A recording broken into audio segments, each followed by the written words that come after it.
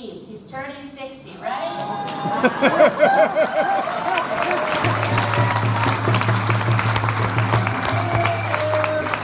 Happy birthday, dear Steve.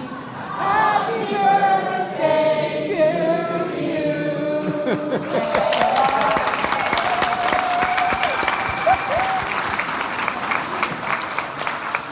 Next week, everyone will be here. Justin Trudeau will sing you happy birthday next year. Jagmeet Singh will sing you Bill Bynum. Thank you so much for that extremely kind introduction.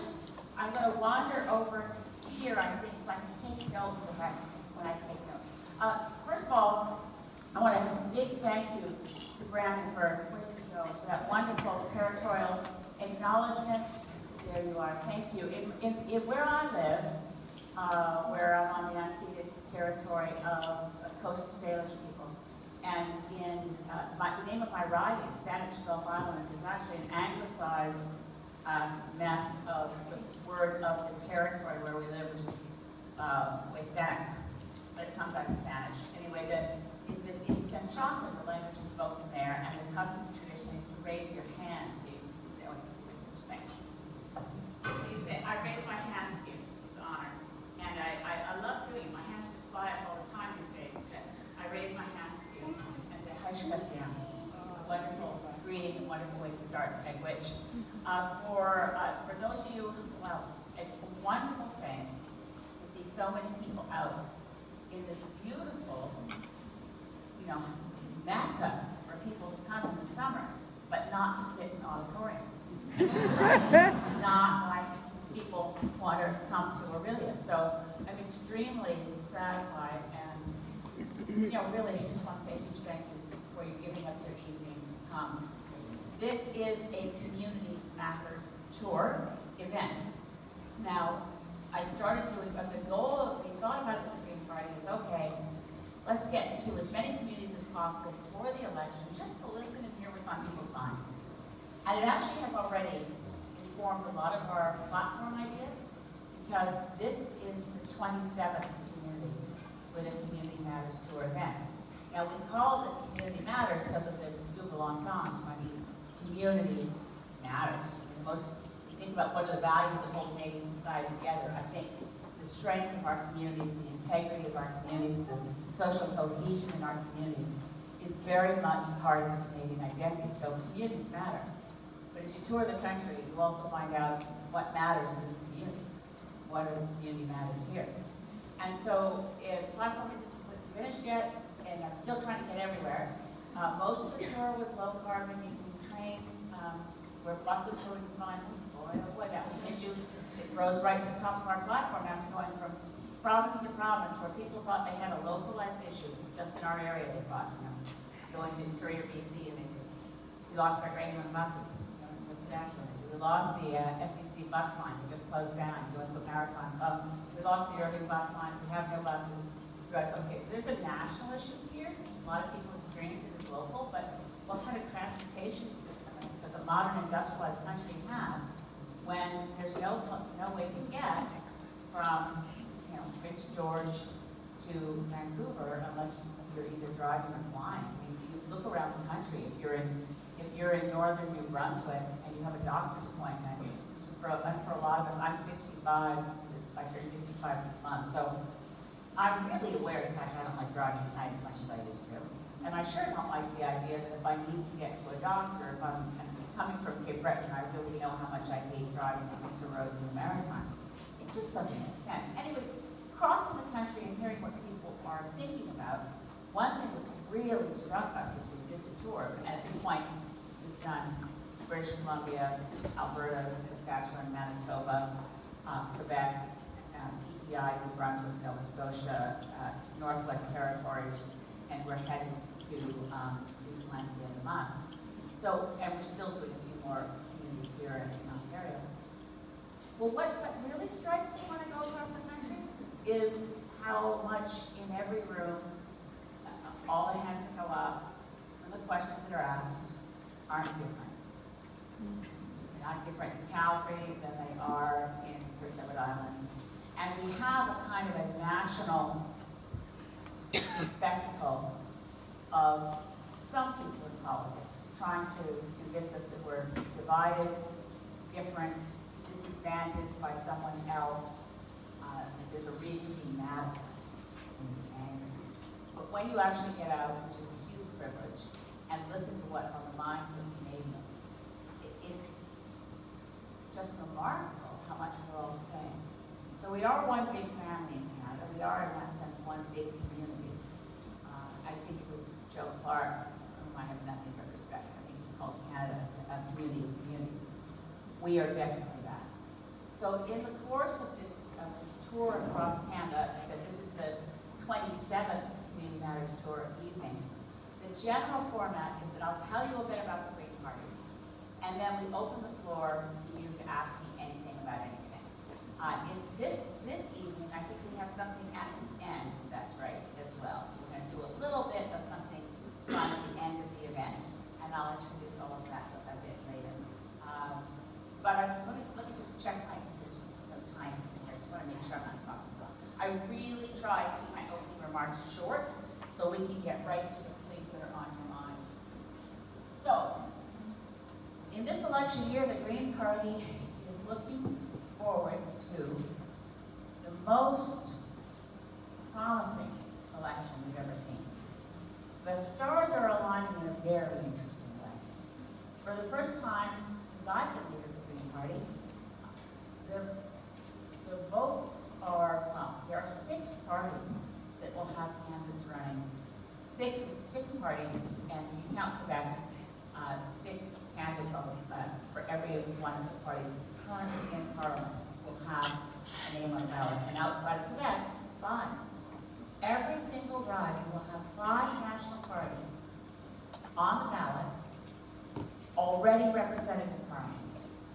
That means it's extremely likely, to the level of 99% likely, that the Parliament that is seated following the October 21st election will be a Parliament with 6 parties in it, which means it's very likely we'll have a minority Parliament. Now, a lot of media pundits are beginning to talk about it already, and that's a good thing, because Westminster parliamentary democracy is not the same as the U.S. system. We sometimes gloss over the differences, but the differences really matter.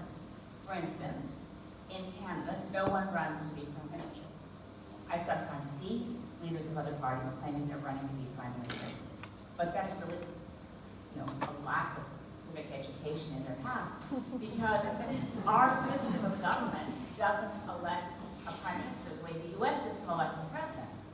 We elect, at the moment, 338 members of Parliament. And according to the principles and the philosophy of Westminster parliamentary democracy, 338 members of Parliament are equals. The Prime Minister is first among equals. That's the theory. Some political scientists, and in 2016, I spent most of the year working on the Special Parliamentary Committee on Electoral Reform. I won't dive into the disappointment of 2015 was not the last election held under first past the post. But boy, we heard from experts about our democracy. And one of them actually suggested, a professor at Laval, that we should have, even pro forma, just to remind Canadians what our system of government is, that after an election we ought to have a vote in Parliament, who's the Prime Minister. Just to make sure people understand what our system is. So we don't need political parties to make Westminster parliamentary democracy work. They're not mentioned in our Constitution. As a matter of fact, John and I were just up in the Community Matters tour in Yellowknife. We are in the Northwest Territories. They don't have political parties, and they have an assembly that works on trying to achieve consensus. And there's a group of people who have been decided to be the Premier and Cabinet, and the rest of the MPs and MLAs act as opposition. But it's very different because it's not hyper-partisan. It's not each party trying to overtake the business of democracy to promote their own party non-stop. That's what's wrong with our parliamentary democracy. That's what's wrong with what I experience on a daily basis in the Chamber of Commons, is that when we're in the chamber, the business of the day is too heavily influenced by what backroom people in major parties think we ought to talk about to score points off each other that day, as opposed to how can we work together, how can we serve our constituents best, deliver what's best for democracy. So in this election, when I think about how it's a really ironic moment when it hit me, that this parliament, after the election, could look like a parliament as if Justin Trudeau had kept his promise and we'd open an elected election for representation. It could happen that with 6 parties going into the House, we could actually have fair representation for a change of the Green Party and the NDP and the Liberals and the Conservatives and the People's Party and the Bloc. And we have to work together to make it work. And my favorite parliament in Canadian history, when you think about remarkable parliaments, and it was the minority parliament under former Prime Minister Lester B. Pearson. Now, when I talk about this sort of thing, and Brandon's nodding, this happened before your mother was born. This is the problem. I still remember these things as if they were recent, but let's face it, when you start talking to young people about Lester B. Pearson, but the Lester B. Pearson Minority Parliament Liberals was the parliament that delivered for us the essential social safety net. The things that if you ask a Canadian, what defines us? What makes us different than, what makes it different to be Canadian than living in the U.S.? One of the first things people will say is universal health care. It defines our character. It says we take care of each other. Well, it was under the minority parliament of Lester B. Pearson that we got universal health care, single payer universal health care under the Canada Health Act. It was also under that minority parliament that we got the Canada Pension Plan. Same minority parliament got us what was first called unemployment insurance. Now, strangely called employment insurance, as if you need insurance if you by accident become employed. Don't know why they changed that, but anyway. And we also got loans, student loans, but with no interest payments. And we got the flag. So look at the characteristics of that parliament. The Liberals did not control enough to carry a budget, which means that government could fall at any time. Their opposition was, of course, famously John Diefenbaker. But it was a small party that had 17 members in parliament. And one of them was Tommy Douglas. And one of them was Stephen Lewis's father, David Lewis. So you have 17 NDP members without a formal coalition agreement.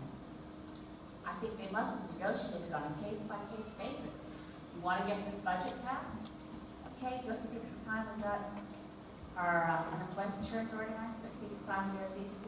I'd love to have been a fly on the wall, but that minority parliament showed what happens if you're willing to cooperate. And it also operated under, and I think in those days, although sadly not today, but in those days the NDP caucus operated under the same principle with which I was brought up by my mother, who said to me all the time, you can accomplish anything you want if you don't care who gets the credit. And that's the key thing that's been missing ever since then, is that parties in the House of Commons, for the most part, are desperate for credit. And they don't want to work together. And I experience it all the time, trying to get people to work together. Well, this part fits a minority parliament. And again, do the first past the post. We have the tragedy that you can have a minority vote that is converted magically to 100% of the power. Once you get more seats, once you pass the 50% mark in the number of seats you have, it doesn't matter that only 39% of Canadians voted for candidates within their party. You have 100% of power because Westminster parliamentary democracy works like that. Back to a big difference with the U.S., and I think by the day, we should light little candles in honor of the founding fathers who wrote the Constitution that said the president can't have all power. Right? But in Canada, and I just to finish that off, of course, in the U.S., the president is the executive of the White House. But to pass a budget, you need the House and the Congress.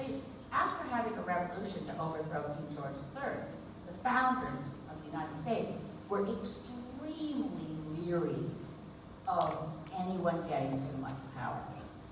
So that's why they separated the executive from the legislative. In Canada, there's no separation, right? We don't think about it much. But a prime minister with a majority of the seats controls the legislative agenda, of course controls the executive cabinet, and can push anything through without listening to the opposition. So it's really important that we change our voting system. It's also really important that we convince our fellow Canadians that the minority parliament is fantastic. Now, you don't have the option when you go and vote. I plan to vote for a minority. But we can do this. We can tell everyone we know that this is the most important election ever. For everyone to get out and vote. Everyone. People who haven't voted in years. People who've never voted. And in this election, we also have to tell people, if you're told to vote out of fear through strategic voting, not this time. Because in this election, everybody needs to vote for what they want. And if everyone votes for what they want, we will have a minority parliament and big voter turnout, and voting for what you want, we'll end up with a parliament which is the place where Greens will be so helpful, because we don't care who gets the credit as long as we address the climate emergency fast enough to ensure we don't go above 1.5 degrees Celsius. We'll be the kinds of people in Parliament, and I've done this ever since I was elected, who are prepared to work across party lines in order to get things done. Again, because it's much more important to make the progress we need to make than to manipulate the situation until you can claim the credit. So I've seen far too much of politics under first past the post. I know it promotes hyper-partisanship and dog whistle politics and wedge issues and all those things you hear about. It promotes voter suppression as a campaign tactic because it's based on each single individual riding. You capture that, that's a seat. As soon as you get over 50%, you get all the powers. And it positively punishes a spirit of cooperation in the House of Commons. So, large organized political parties have been steadily, for the last 30 years, degrading the health of our parliament.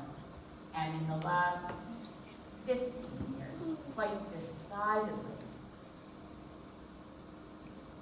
moving a parliamentary agenda to a political one, where the bills that come forward are there for the purpose of creating division or creating an issue in order to use it in an election campaign, instead of saying, okay, it's time to update our social safety net. Right now it's time for all parties to work together to bring in pharmacare. Right now it's time for all parties to work together to improve the situation for Canadians from coast to coast to coast who are experiencing unaffordable housing, for young people emerging from universities with massive student debts. It's time to do some fundamental things. We already live in a fantastic country. We're blessed among the community of nations. Sometimes when I'm talking to kids, I talk to a whole bunch of kids on Canada Day, and I ask them how many have seen Willy Wonka and the Chocolate Factory. On the hands went up. Okay, so living in Canada, we're the ones who got the golden ticket. We are, by accident of birth or the hard work it took to move to Canada and get citizenship, we're really lucky. But that doesn't mean that we don't face real challenges that require working together. So if there's any mantra you're going to hear from me as leading the Green Party during the election campaign, it's going to be, this is the moment when, more than any other time in our history, we have to work together. The only time in our history, and now this goes even farther back in time, to 1940, the only time in our history when Canadians have had to mobilize to a degree that touches every aspect of our society, revolutionizes our economy, and changes us for the better, but through massive amounts of work. The only other time we've been through anything like fighting the climate emergency was the Second World War. So the Second World War and Hitler bears no relationship to climate change. We would never say that Hitler and climate change are alike. We do say this: human nature hasn't changed that much. We're the same kind of people who, when called to do brave things, because the path we're going down is deeply dangerous, and everybody knows it. Everybody knows that you can't flip around the TV dial or social media channel, wherever you're looking, you're seeing a louder and louder drumbeat of climate emergencies. As the mayor was mentioning, the kinds of stuff we see, whether it's flooding in New Brunswick or fires in British Columbia or melting permafrost in the Arctic. When we were in Yellowknife, one of their issues is that the subsiding caused by a permafrost melt means that buildings are falling down, the ground is collapsing, they can't have ice roads, they can't get places. I mean, everywhere you look, we're in a climate emergency. And this is the election when we can fix that. And we don't get another chance. So of all the times in our history that we can look back and say, can a society mobilize? We don't mobilize by market forces. We don't mobilize by, shop till you drop. We mobilize by acting as engaged citizens. But that can't really, it happens in two ways. You've got to get the government to move, to put in place the plans that allow the citizenry to engage. But the citizenry has to engage to get the government to move. Both of these things have to happen at once. And this fall, they'll all come together. Those brilliant young student climate strikers are calling for a global general strike in September, a month before we go to the polls. Maybe, just maybe, Greens saying, down that path lies disaster. Hey, everybody, look, this is a different path. This path gets us somewhere safe. This path gets us a secure future where the climate emergencies, we will still have the capacity as nation states to rescue people from danger, rebuild where things are destroyed, ensure a livable world, change and transform our society. But that path takes us somewhere safe. So get off this one. Go over here with us. And I think it might just all come together this fall. So that's as much as I want to say now. I think there's more I want to say, but I have now, it's 7:45. That's what I told myself. I was going to stop talking. It's good to tell yourself sometimes, And then I want to hear from all of you. Anything at all you can ask me about Green Party policy or what's likely to be in our platform. Our platform isn't released yet, but I should mention that our platform is currently being costed by the Parliamentary Budget Office. So all the elements of our platform, things where we want to increase spending, we have places to increase revenue to offset the increase in spending, so that we can deliver a balanced budget in the same year in which Andrew Scheer says he can deliver a balanced budget. But so far, our platform will be the only one submitted to the Parliamentary Budget Office, so we have independent review and verification that we can actually deliver the promises we've made. So I'm going to pass this mic to Val. Is that okay? Is someone going to pass the mic to you? Where would you be? Without using the mic. What's the best plan? I have this. Some chairs up here.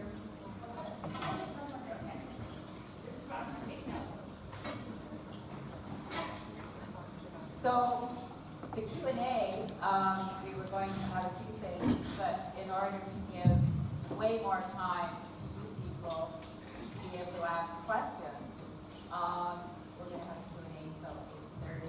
And the moderator, brave person that she is Dr. Ellen Field, and she's in the Faculty of Education here at Lakehead doing her postdoctoral project on environmental education, and so she can also tell you how to work your mics. So before Ellen starts, while everybody's thinking of the questions you would have, I wanted to introduce the Green Party candidates who have already been nominated, who are here in the room. I think I see everybody here. So, and here, Sherry Jackson is a musician, and she's running. Is a great candidate as well, Marty Lancaster.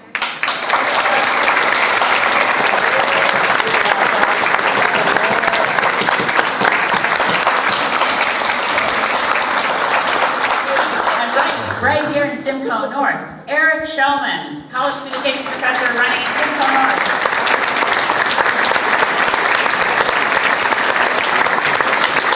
Now there's one more candidate, but he's not yet nominated. He is a possible candidate for Parry Sound, Muskoka, former environmental commissioner for the province of Ontario. My honor to present Gordon Miller.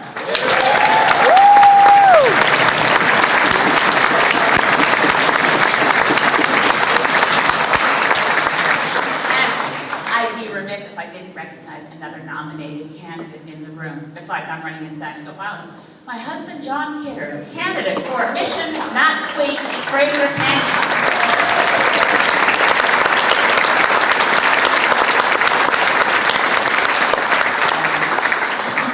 John's riding, oh my goodness, 20,000 square kilometers. Oy, oy, oy, oy, oy. Oh yeah, for fun tonight, Google Mission, Matsquit, Fraser Canyon, and then imagine John on his horse. Okay, so we're all ready to take questions, because this is your local Green Party slate. Yay!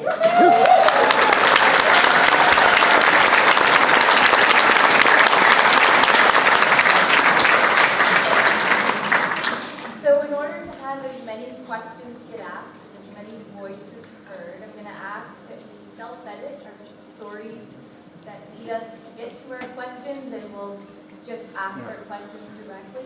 I'm going to be keeping time for your questions, maybe about a minute to get to your question, and then I'll ask you to speed up, and then I'll just go to another question if you can't get to it. So I'm just going to ask that because there's a lot of people in the room, and I'm sure there's a lot of questions. The other thing is when you want to ask a question, this room actually in front of me, you can push the button, and that will allow for you to speak directly to the event. You don't necessarily shout it. If for some reason when you press it, it isn't working, then it will be up to you. But do remember, if once it turns on, then you can press it again to turn it off. With that, I will ask for those who are ready to go, and I'll ask you to raise your hand. I can also say it'd be great if you say your name as you ask your questions, so I know who you are. Thank you.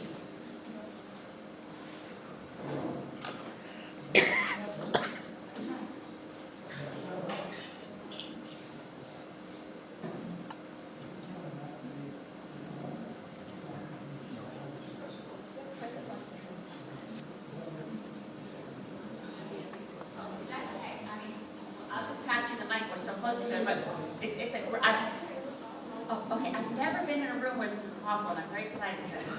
That part of my minute?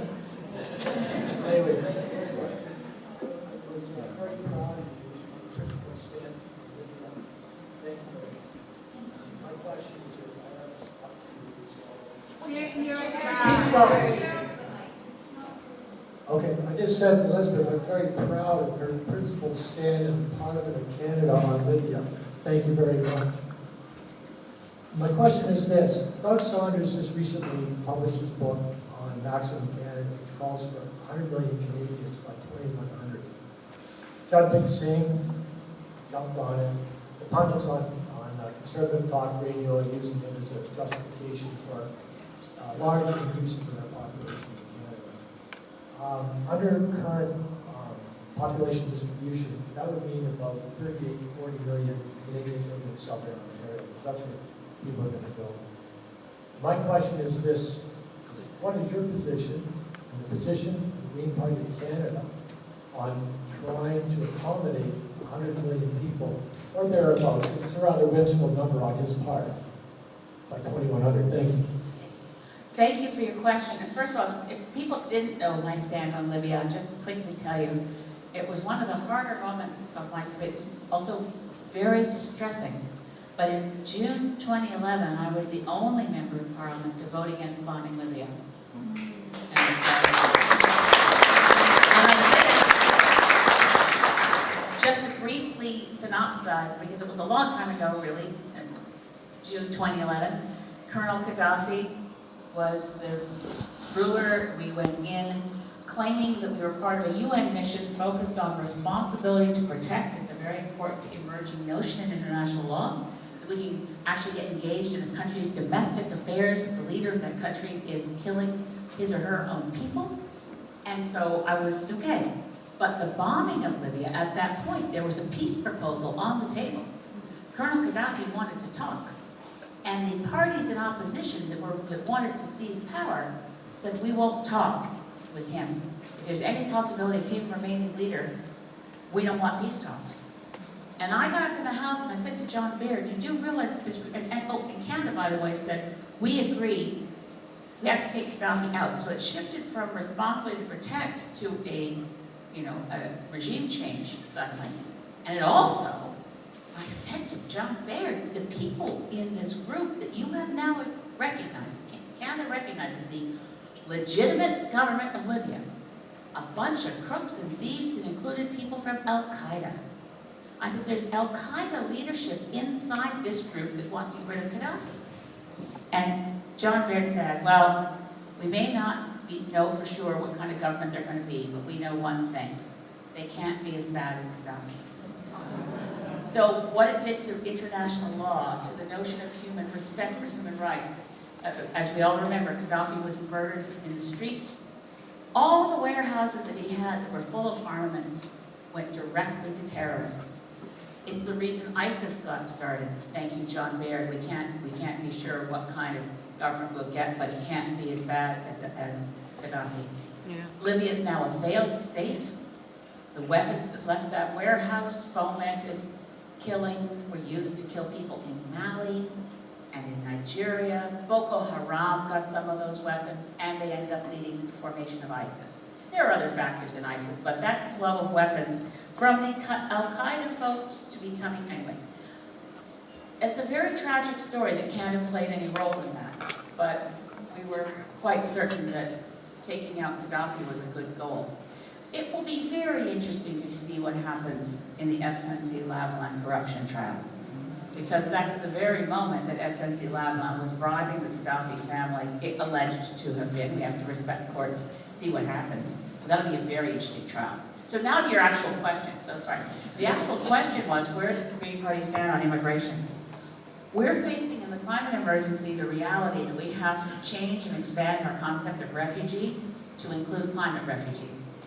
We are better placed than most countries on earth to accept people who can no longer live on their homes because they're submerged. There are a lot of low-lying island states that will actually just disappear if we fail to hold to 1.5 degrees Celsius. But even if we hold to 1.5 degrees Celsius, there are going to be hundreds of millions, tens of millions more refugees. If we fail to hold 1.5, it's hundreds of millions of refugees.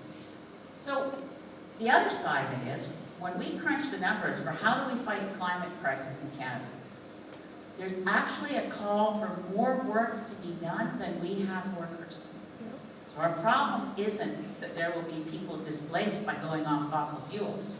As a social reality of a problem, we need every able-bodied person to do a ton of work, and we don't have enough people because of baby boom and the demographics and all kinds of other things.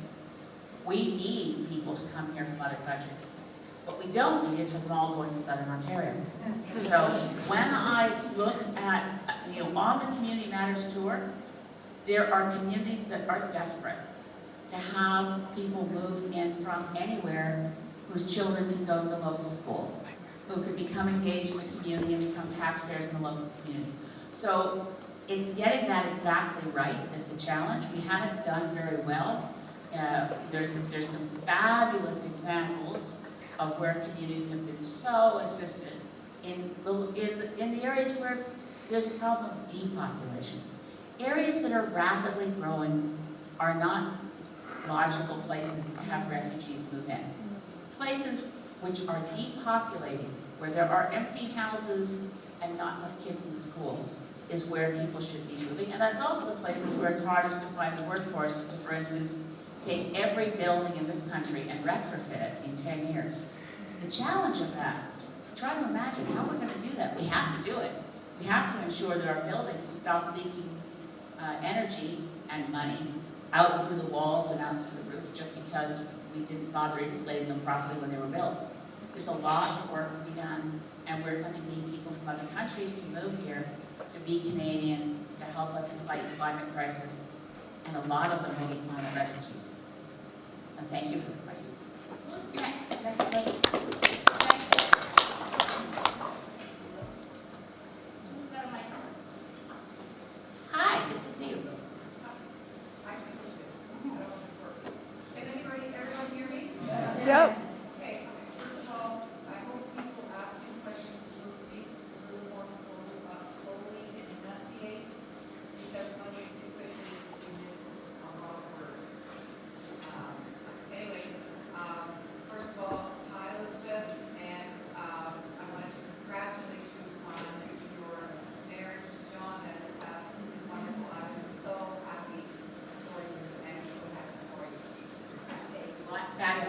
good at marriage as you guys.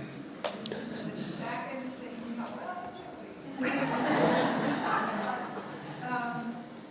question is, my concern is as we move from fossil fuel to green energy, does the Green Party platform have a specific economic plan to do that? But rather than, I mean, people have said, oh yes, the Greens, well, it's all up, they want to have a nice green environment, and we're all going to So do less. I'll just cut you off there. If I may Okay, answer your question. So our specific plan is called Mission Possible. Mission Possible isn't mission easy, it's tough. We drew on as much international research about Canada as I could find. Unfortunately, we don't have any plans from any of the other parties that are comprehensive. Credit to Trudeau for bringing in a carbon price, but we still have fossil fuel subsidies. We still have a lot of activity that frankly wouldn't survive if we really were in a market situation. In other words, government intervention is holding back disruptive technologies that would more rapidly replace fossil fuels. Our vision of it is we start in logical steps. First logical step is take all the carbon out of producing electricity, have a major infrastructure project in improving and enhancing the Canadian electricity grid. This applies at every step to create more jobs. And then the electricity grid, once running 100% on green and renewable energy, we can get rid of the internal combustion engine and use electric vehicles with charging stations that are located everywhere. But there's a lot more, of course, to this because we want to democratize energy. Big, monolithic elephants like Ontario Hydro have been in the way for a long time. The more we can democratize energy, for instance, almost every community can benefit from their own renewable energy that they own and control locally and sell back into the grid when they have excess and take from the grid when they need it. So that solar panels on the roofs of every university and school and hospital, solar panels on homes, so that you plug in your car to your home and then you go to work based on the battery charge that you got from the sun. The cost of energy is going to go down dramatically once we realize and install renewable energy where you don't need to buy fuel because it's the sun and the wind and it's geothermal. These things are now quite practical. The cost of solar panels has dropped so far so fast, they're cheaper than coal. So the way a green economy, the look of a green economy, of course, includes things like universal child care, because as one of the child care advocates I was meeting with recently said, you know what, a job in early childhood education is a green job. Jobs in our society that are caring and healing jobs. Jobs making sure, and helping small business, because the biggest job creator in Canada is small business. The big businesses, by the way, in the oil sands these days, the companies that are making massive profits, they don't talk about this because we're all supposed to believe that Albertans don't have any profitable activity going right now. Most of the big oil companies in Alberta are experiencing exceptional profits. You can look up Husky or Cenovus or Syncrude, Suncor. They're making a lot of money, and one of the things they're doing is automating to get rid of their workforce. No politician complains about the oil industry laying people off because they're automating. So that's another big thing we see coming in the future for Canada is what happens with artificial intelligence and people being replaced with robots and machines. So we are also looking at that for the health of our economy. How do we tax a job even if it's being done by a machine instead of a person, so that we end up continuing to be able to support ourselves and our communities. So we're very focused on a strong economy. And as I said, we're the only party that is submitting our platform to the Parliamentary Budget Office. We'll see what they say. We won't release it unless we've actually got their support that we have a good, solid plan for delivering our programs and improving the fiscal health of Canada. So the next question.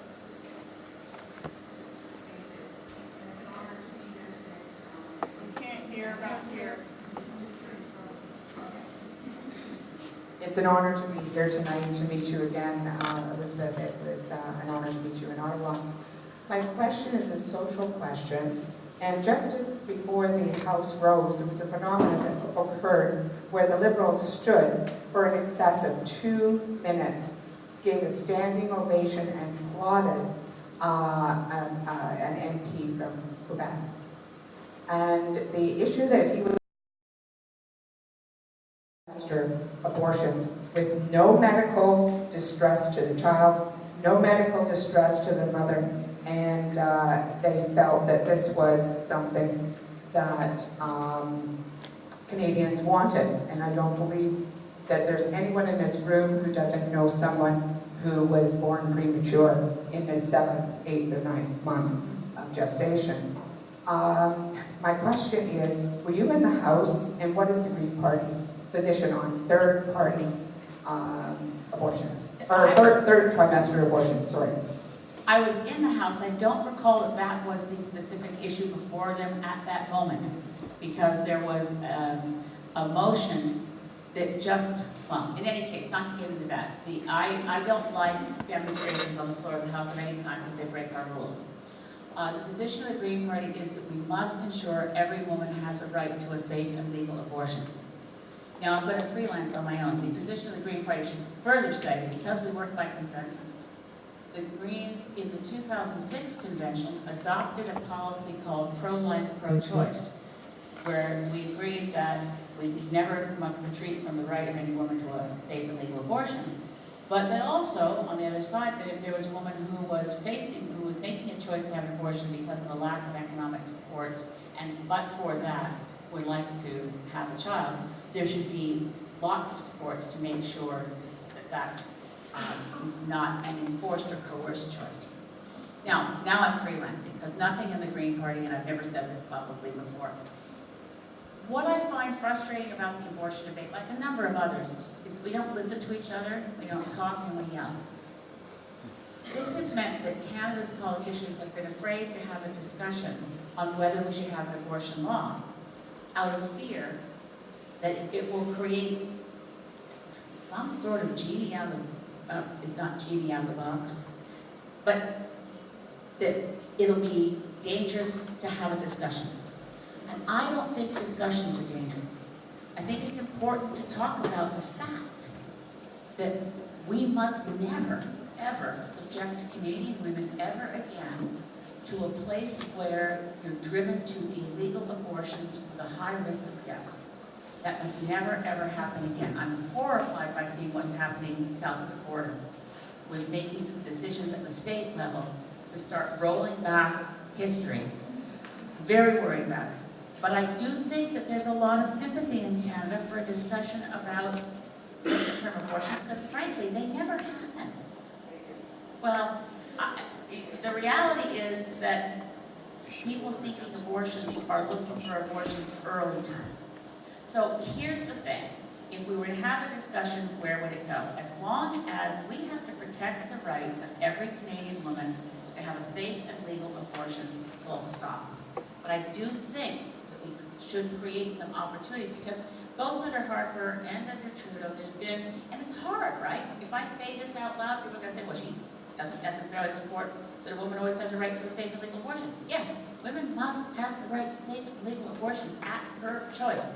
No question about it.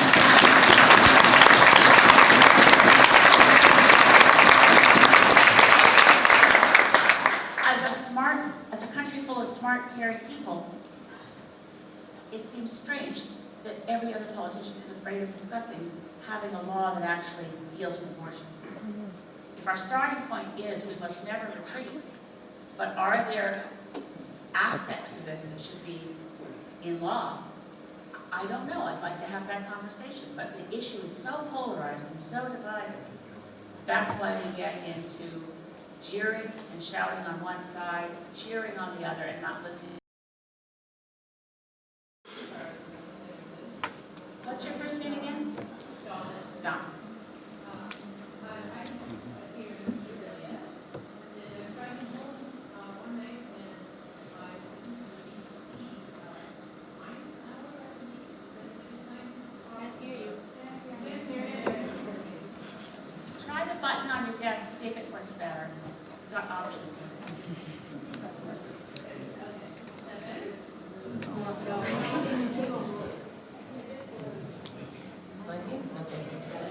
that good? Yeah. Is that good? Okay, great. So, shall I start again? Sure. Okay, my name's Donna. I live here in Aurelia. And I was driving home from work and listening to the CBC show, The Science Hour. And there was a scientist talking about the plan to stave off the greenhouse, the emergency. And he said, we have the solution, it's planting 1.2 trillion trees. Yep. Yeah. So, and the solution is here, and it doesn't have to involve government.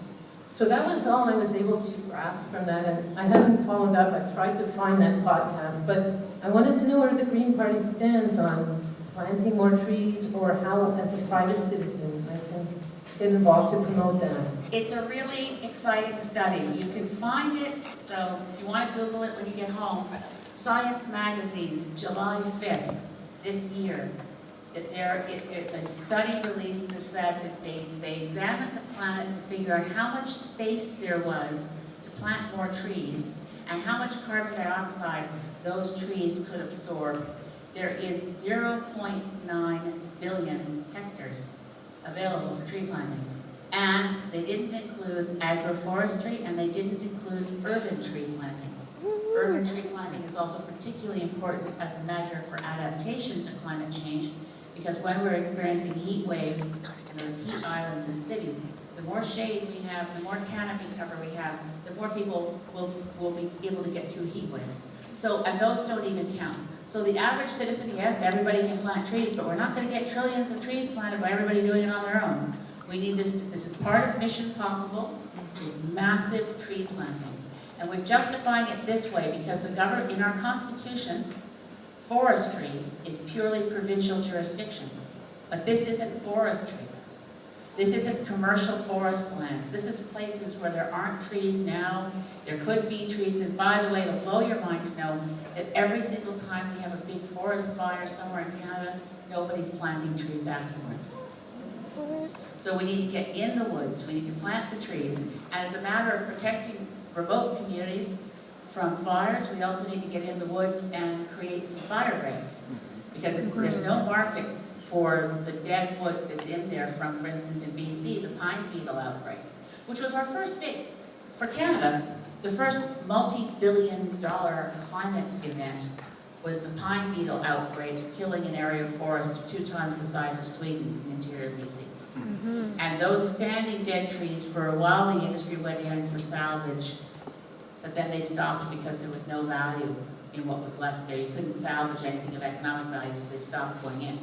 We need to actually get in there and take that dead fuel out before it can catch fire, and then once we've created a big fire break, we have to pick the most high-risk areas and start building fire breaks. Planting trees in those areas will help also keep the fire break, keep a fire from hopping over. If you've got something moist and something green, it can help save lives later. So we should be planting in Canada millions and millions. We should be planting billions of trees in Canada. And it's the kind of effort that I don't think I've said this yet tonight, that Mission Possible says throughout it, it's all hands on deck. So that means we say, how many municipalities want to join in and plant trees? We'll send you the trees, and they'll be indigenous to your area and appropriate ecologically. How many Rotary clubs? I'm a member of Rotary at home. How many Rotarians want to? How many Rotary clubs? How many Lions clubs? How many church groups? How many student strikers would like us to send you trees and you can plant them everywhere? Planting trees, and Canada should be leading an international effort because one of the best forest types to plant to get maximum carbon sequestration and avoid it burning up in a fire is mangrove forests because they're rooted in water. We've lost about 30 to 40% of the planet's mangrove forests, mostly for the shrimp breaks that are cheap in the grocery store, and for tourism. So anyway, it's a big part of our policy. But it's not by itself a solution. It's a big part of pulling more carbon out of the atmosphere. We still have to go off fossil fuels. So it's both.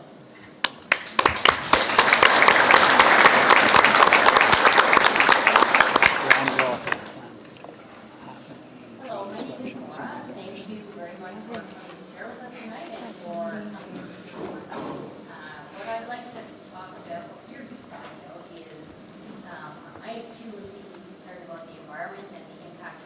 humans are having on species extinction and wildlife disappearing and animal welfare. And I'd like to understand better what's in your platform that addresses those issues. Thank you. And I realize, I just looked at the clock, I'm gonna have to keep my answers a lot shorter so we get more questions in, because we're quite people on here. So protecting biodiversity, addressing the climate crisis is critical because most of the species that are threatened to go extinct are going extinct because of climate crisis. So addressing the climate crisis also addresses protecting a lot of species and biodiversity, but we also have to recognize that we have to modify in some places in Canada forest practices. There's the woodland caribou on the verge of extinction.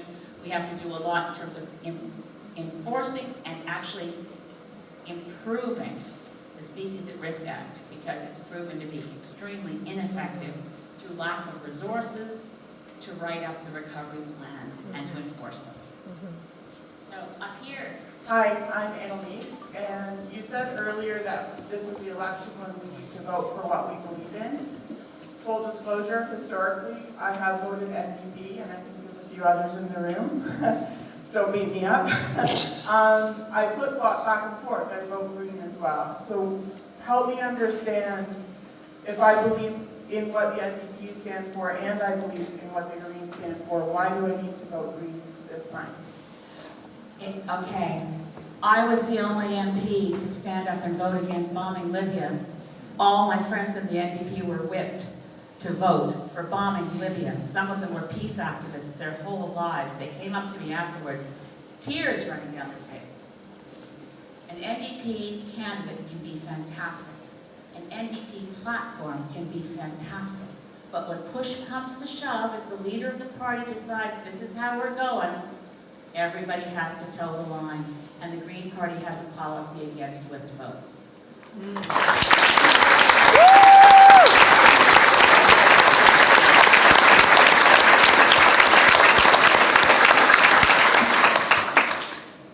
Hi, Elizabeth. My name is Jim. I've been a strong admirer and greatly appreciate your work, both as a member of Parliament and even when you were very active in the Sierra Club. But my question is, we live in an era where there is so much more fake news out there, and not just fake news, but fake science.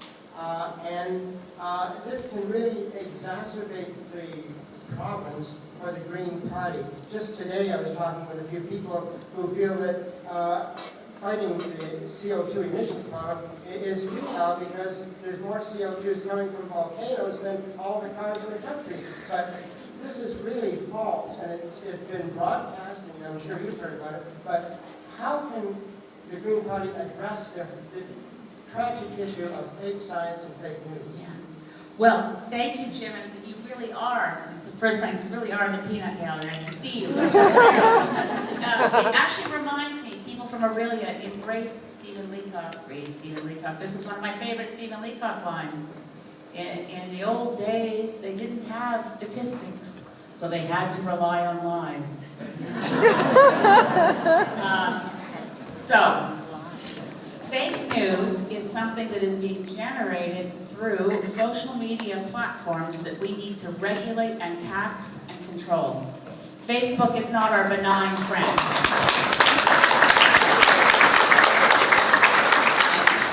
The algorithms they use, the targeting of an audience, that whole experience of Brexit, the Remainers would have won except for the lies. And when they woke up the next morning, and look how it's torn the UK apart. Well, we still have, I mean, Cambridge Analytica was a Canadian company operating within Brexit. So what we can do to confront it, and it is going to be in the Green Party platform, how we approach social media platforms in the interest of democracy and protecting our children, which, by the way, is a big factor in how these guys make their money. We have to also be critical thinkers. So if you go to my website, which isn't the Green Party of Canada website, by the way. Well, the Green Party of Canada website, I'm not trying to tell you not to look at it, but it's a very long way. Oh, anyway, it's pretty obvious. But I write newsletters for my constituents. Because we all get to send householders to every house, and you probably all get them. They're usually pictures of your MP, and you usually put it straight in recycling. I decided to use it as indie media and write really interesting, long theme issues on issues of concern to my constituents. So if you go to elizabethmaymp.ca, which is a website that has all my stuff I'm doing, nonpartisan stuff, you'll find an article I wrote called Fake News, which is a newsletter to my constituents that went out in the spring. And I have a lot of research in there about what people say we can do to arm ourselves. One is, if you use social media and you like and share something, don't like and share until you read it carefully and think about it. And if you find out, as in your example, of course volcanoes don't emit more CO2 than cars. It's absolute rot. Well, if you can find a published paper and respond and send to all your friends so they know, don't fall for this. Critical, active thinkers as citizens can be involved. If you see something you think is designed to interfere with the election, we report it to Elections Canada because they're going to be prepared to try to take action on specific reports. So we'll see how it goes. It's a brave new world in the literal Orwellian sense, although that wasn't Orwell. Not Orwell, sorry. But it's a weird world of Facebook and Twitter and anonymous bots and algorithms, and it comes down to this. Look at it carefully. Don't share it. Don't retweet it. Read it and think about, is this true?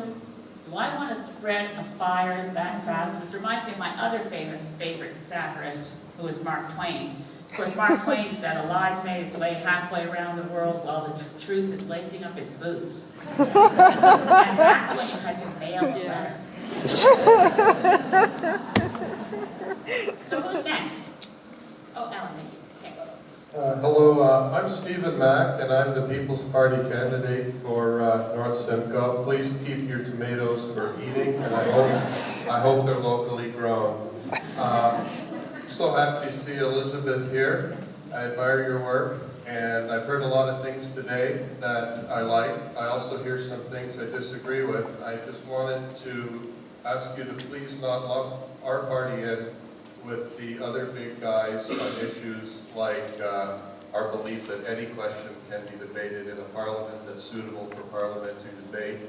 Also, we are against whip votes as well, and we're extremely open. Yeah, I'll ask a question. My party members have asked me to ask you, what do you plan to do with the Trans Mountain Pipeline? This Justin Botman thing, the next government's going to own it. What are you going to do with it? Stephen, first of all, you guys might find it very amusing though. I'm sure you know, Stephen, who my seatmate was for most of Parliament this spring. Max Bernier and I were seatmates. And genuinely from my heart, he's a good friend, but we don't agree on a single thing. And he got married in June. If you're talking to him, you know, mazel tov. No, we're buddies, but okay. So here's the thing. Justin Trudeau bought, I couldn't believe it, for $4.5 billion, a 65-year-old pipeline that had been in operation for all those years, and nobody was arguing about it. Why did we buy a 65-year-old pipeline that, by the way, Kinder Morgan bought for $500 million? We bought it from them for $4.5 billion when it was much older. And then there's something, by the way, in terms of fiscal responsibility, I had to ask myself the question, did Bill Morneau have a check for $4.5 billion burning a hole through his pocket? Where did he get the money? It wasn't in our budget. And I discovered it's something called a non-budgetary transaction, because the money was in the Government of Canada ledgers, $4.5 billion, and the value of the money is still sitting there because they've assessed the value of the 65-year-old pipeline at $4.5 billion, so $4.5 billion in money, $4.5 billion in a pipeline, no difference, except that the guys from Texas who are con artists of the worst order, by the first name of Kinder Morgan, was Enron Pipelines Limited. It was the management of Enron that set up Kinder Morgan. Anyway, long story, just say, we're stuck with having given $4.5 billion to Texas. We're not stuck with spending a further $10 to $13 billion to build the expansion. So we are fully committed in the Green Party to canceling the expansion and taking that $10 to $13 billion and putting it on things with you.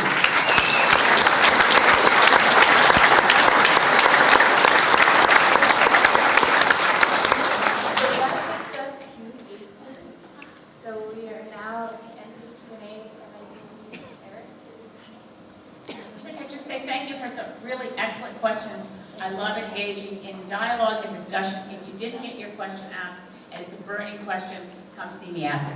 Where? You've got one.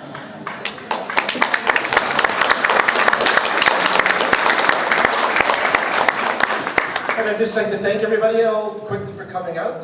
That's fantastic. This crowd is